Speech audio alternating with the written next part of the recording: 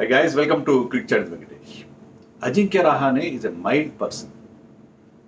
సాధారణంగా చాలా క్వైట్గా కనిపిస్తాడు, కానీ అతను కూడా కోపం వచ్చినట్టుగా ఉంది. చాలా స్ట్రాంగ్ వర్డ్స్ యూజ్ చేశాడు సెలెక్టర్స్ గురించి. దాని గురించి ఈ వీడియోలో మనం మాట్లాడదాం. ముందుగా మీకు అందరికీ నేను మెనీ థ్యాంక్స్ చెప్పుకోవాలి. ఎందుకంటే నేను లాస్ట్ వీడియోలో చెప్పాను, జస్ట్ 1 day బ్యాక్, నేను కొత్తగా ఒక ఛానల్ స్టార్ట్ చేస్తున్నాను, మ్యూజిక్ ఛానల్.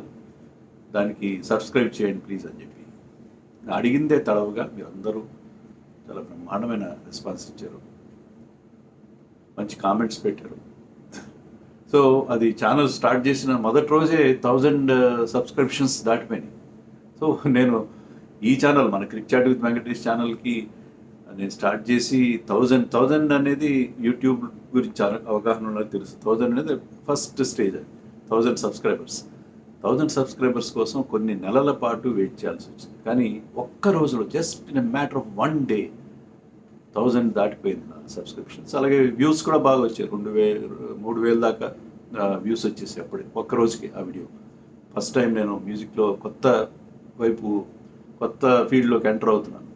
బట్ మీరందరూ సపోర్ట్ ఇచ్చారు, రియల్లీ ఐమ్ వెరీ హ్యాపీ. అదే వీడియోలో నేను ఇది కూడా చెప్పాను, మన ఛానల్ కూడా సబ్స్క్రిప్షన్ చేయట్లేదు, మీరు చేయండి. ఎందుకంటే ప్రతిసారి నేను చెప్పను సబ్స్క్రైబ్ చేయండి అని, నేను చెప్పాను. కానీ చెప్పిందే తడువుగా నేను చూస్తే 400 సబ్స్క్రిప్షన్స్ ఈ ఒక్క వీడియోకే వచ్చాయి. నేను లాస్ట్ టైం చేసిన రోకో 2027 దాకా కొనసాగుతారని నేను చేసిన వీడియోకి మోర్ దెన్ 400 సబ్స్క్రిప్షన్స్ ఒక్క వీడియోలోనే కనిపించింది. అంటే వీడియో వైజ్ చూపిస్తాడు మాకు యూట్యూబ్ అనాలిటిక్స్లో.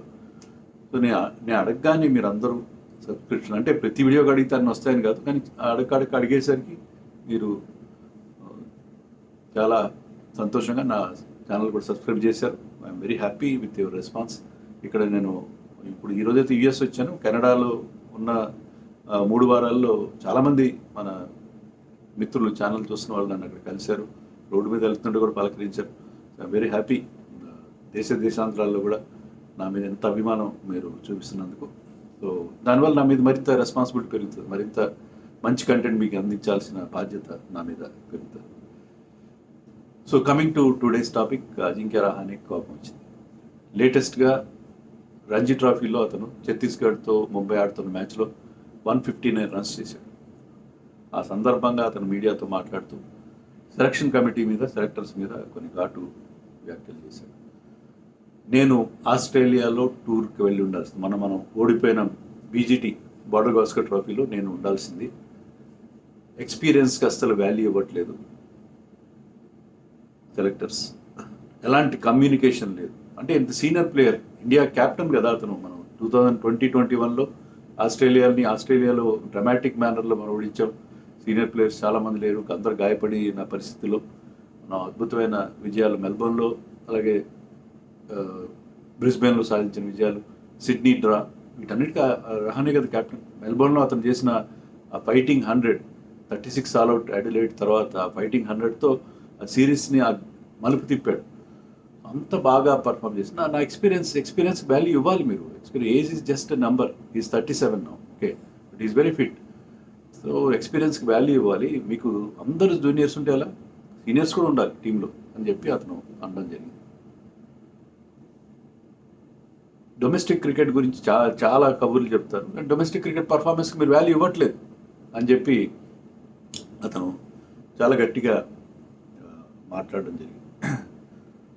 ఎస్, వాట్ ఈ సెడ్ వాస్ 100% కరెక్ట్. ఇంకొక మాట కూడా అన్నాడు ఈ మధ్య, ఇప్పుడన్న దాని కాదు, ఇంతకుముందు కామెంట్ చేశాడంటే సెలెక్టర్స్ 5 yearsగా ఒక లిమిట్ ఉంటుంది. సెలెక్టర్స్ ఏంటంటే వాళ్ళు క్రికెట్ నుంచి రిటైర్ అయిన తర్వాత 5 ఏళ్ల తర్వాత they become eligible to become selectors. అంతవరకు వాళ్ళకి 5 ఏళ్ల కూలింగ్ పీరియడ్ లాంటిది ఉంటుంది. అలా ఉండకూడదు, ఎందుకంటే ఇప్పుడు గేమ్ చాలా మారిపోయింది. ఎప్పుడో 5 ఏళ్ల క్రితం క్రికెట్ ఆడిన వాళ్ళు, 10 ఏళ్ల క్రితం ఆడిన వాళ్ళు అప్పుడు ఆటకి ఇప్పుడు చాలా తేడా ఉంది. వాళ్ళు కాదు, లేటెస్ట్గా రిటైర్ అయిన వాళ్ళు సెలెక్టర్స్గా ఉండాలని చెప్పి. కానీ నాకైతే అది అంత కరెక్ట్ అనిపించలేదు. ఎందుకంటే రీసెంట్గా రిటైర్ అయిన వాళ్ళకి పర్సనల్ లైక్స్ అండ్ డిస్లైక్స్ ఉంటాయి. కొంతమంది అంటే ఇష్టం, కొంతమంది ఇష్టం, వాళ్ళకి పర్సనల్ ఇష్యూస్ కొన్ని వస్తాయి. కాస్త 5 ఏళ్ళకి ముందు రిటైర్ అయిన వాళ్ళకి అంత ఇష్యూస్ ఉండకపోవచ్చు, ఖచ్చితంగా ఉండకపోవచ్చు అని చెప్పలేం. కానీ అలాంటి పరిస్థితి ఉంటుంది. కానీ ఇవన్నీ కూడా రాజకీయాలు ఉంటాయి, జోనల్ పాలిటిక్స్ ఉంటాయి, అక్కడ ఓట్ బ్యాంక్ రాజకీయాలు ఉంటాయి అని తెలుసు, రహానే కూడా తెలుసు. కానీ ఇంకో మంచి మాట అన్నాడు గతంలోనే, అన్నాడు ఏమనంటే సెలెక్టర్స్ డొమెస్టిక్ మ్యాచ్లు చూడకుండా ఇండియన్ టీం ఆడుతున్న దగ్గర వెళ్తున్నారు. ఇండియన్ టీంని మీరు సెలెక్ట్ చేసిన తర్వాత it is the responsibility of the tour management committee. అంటే ఎవరు, కోచ్, కెప్టెన్, వైస్ కెప్టెన్, వాళ్ళు కలిసి టీంని సెలెక్ట్ చేస్తారు, 11 సెలెక్ట్ చేస్తారు, వాళ్ళ రెస్పాన్సిబిలిటీ. మీరు వాళ్ళతో పాటు వెళ్ళాల్సిన అవసరం ఏముంది? ప్రతి టూర్కి వాళ్ళు తయారైపోతారు. డొమెస్టిక్ మ్యాచ్లు చూడలేదు. ఒకప్పుడు ఐ నో సెలెక్టర్స్ అందరూ 5 సెలెక్టర్స్ ఉంటారు కదా, ఆల్ జోన్స్ రిప్రజెంట్ 5 సెలెక్టర్స్ కూడా దులీప్ ట్రోఫీ లాంటివి, రంజీ ట్రోఫీ ఫైనల్ ఆడుతున్న 5 ఉండి కూర్చొని మొత్తం మ్యాచ్ చూస్తారు. ఎందుకంటే డొమెస్టిక్ క్రికెట్కి మీరు వాల్యూ ఇచ్చే పరిస్థితి ఉంటే అలా చేయాలి. రహానే చెప్పింది కరెక్టే. రహానేని ఉంచారా తీసేసారా అనేది తర్వాత ఇష్యూ. రహానే లాంటి వాళ్ళకి ఉన్న ప్రాబ్లం ఏంటంటే రహానేని తీసేయడం చాలా ఈజీ, పుజారాని తీసేయడం చాలా ఈజీ. నేను సర్ఫరాజ్ గురించి కూడా మొన్నే వీడియో చేశాను. సర్ఫరాజ్ కానీ వీళ్ళని తీసేయడం, టీంలో తీసేయడం చాలా ఈజీ. ఎందుకంటే వీళ్ళకి పెద్దగా ఫ్యాన్ ఫాలోయింగ్ ఉండదు. వీళ్ళు రెడ్ బాల్ క్రికెటర్స్. వీళ్ళు ఐపీఎల్లో ఆడరు పెద్దగా. రహానే ఒక సీజన్ ఐపీఎల్ బాగా ఆడాడు, కానీ ఐపీఎల్లో is not big star in IPL. So వీళ్ళని తీసేయడం సెలెక్టర్స్ చాలా ఈజీ. అలా కాకుండా మీరు సంజు శాంసన్ తీసేయాలన్నా, లేదా ఒక రుతురాజ్ గైక్వాడ్ని తీసేయాలన్నా, మరొకరిని తీసేయాలన్నా, ఎవరైతే ఐపీఎల్లో బాగా పర్ఫామ్ చేస్తున్నారో వాళ్ళకి ఫ్యాన్ ఫాలోయింగ్ ఉంటుంది, వాళ్ళని తీసేయడం చాలా కష్టం. వీళ్ళని పక్కన పెట్టడం చాలా ఈజీ. అది అన్ఫార్చునేట్. అది చాలా చాలా అన్ఫార్చునేట్. రహానే లాంటి వాళ్ళని ఫేస్ చేస్తున్న ప్రాబ్లం అది. వాళ్ళ గురించి ఎవరు వాయిస్ రైజ్ చేయరు. వాళ్ళని పక్కన పెట్టినా కూడా వాళ్ళని తీసుకోకపోయినా Rahane has not done anything badly. Course selectors కొత్త వాళ్ళని ఇప్పుడు ప్రస్తుతం ఉన్న పరిస్థితుల్లో విరాట్ కోహ్లీ, రోహిత్ శర్మకి ఇబ్బందికరమైన పరిస్థితి ఉన్నప్పుడు, బట్ రహానేకి అదే ప్రాబ్లం. ఇప్పుడు విరాట్ని, రోహిత్ని పక్కన పెడితే there will lot of negative reaction. కానీ వీళ్ళ మీద ఆ నెగిటివ్ రియాక్షన్ రాదు కదా, రాలేదు. అతను చూడండి, అతన్ని చాలా కాలం క్రితం పక్కన పెట్టేశారు. బట్ ఐపీఎల్ ఒక సీజన్ బాగా ఆడిన తర్వాత మళ్ళీ ఇండియన్ టీంలోకి వచ్చాడు. He was part of he played the WTC final 24లో WTC ఫైనల్ మన ఆడాం. దాంట్లో I think he was the top scorer. బాగా పర్ఫామ్ చేశాడు. తర్వాత వెస్టిండీస్ వెళ్ళి వెస్టిండీస్లో ఆడిన 2 టెస్ట్లో ఫెయిల్ అయ్యాడు. అంతే. అక్కడి నుంచి మళ్ళీ ఇంటర్నేషనల్ క్రికెట్ కంప్లీట్గా పక్కన పెట్టేశారు. ఒక్క 2 టెస్ట్ మ్యాచ్ల్లో WTC ఫైనల్లో మిగతా వాళ్ళందరూ ఫెయిల్ అయినా, అతను బాగా ఆడినా కూడా 2 మ్యాచ్ల్లో ఫెయిల్ అయిన తర్వాత రహానే పక్కన పెట్టేశారు, కంప్లీట్గా పక్కన పెట్టేశారు. ఆస్ట్రేలియాలో మనకి చాలామంది అభిప్రాయం పుజారా ఉండాల్సింది, రహానే ఉండాల్సింది అని చాలామంది ఫీల్ అవుతున్నారు. కానీ నేను చెప్పేది అదే, వాళ్ళ గురించి ఎవ్వరు పట్టించుకోరు. There is a player called Jalaj Saxena, off spinning all rounder. Tremendous record ఉంది అతను డొమెస్టిక్ క్రికెట్లో. కానీ అతని గురించి అతను ఎప్పుడు కూడా I don't think he was part of Indian team any time. అతనికి కూడా ఏజ్ పెరిగిపోయింది, 37 అంత ఉంటుంది. బట్ ఇప్పుడు కూడా అతని గురించి ఈ మధ్య అతను నన్ను అడిగితే సెలక్షన్ కమిటీలో ఉన్న వాళ్ళు కామెంటరీ చేయకూడదు, కానీ Chetan Sharma being chief selector అతను కామెంటరీ చేస్తున్నారు. అతను సలీల్ అంకోలా ఇద్దరు కామెంటరీ చేస్తున్నారు డొమెస్టిక్ మ్యాచ్తో. అది మీరు దాని గురించి వీడియో కూడా వైరల్ అయింది. వాళ్ళిద్దరు అంటే జలత్ సక్సేనాకి ఎవరు సెలెక్టర్స్ ఎప్పుడు కూడా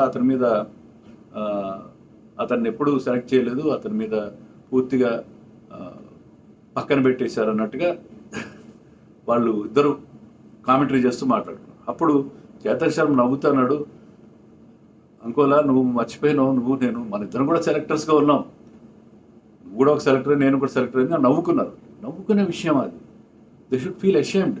బికాస్ డొమెస్టిక్ క్రికెట్ గురించి మీరు ఎంత బాగా మాట్లాడతారు. డొమెస్టిక్లో ఆడలేదని చెప్పి శ్రేయస్ అయ్యర్ని, తర్వాత ఇషాన్ కిషన్ని మీరు బ్లాక్ లిస్ట్ చేశారు, సెంట్రల్ కాంట్రాక్ట్ పీకేశారు.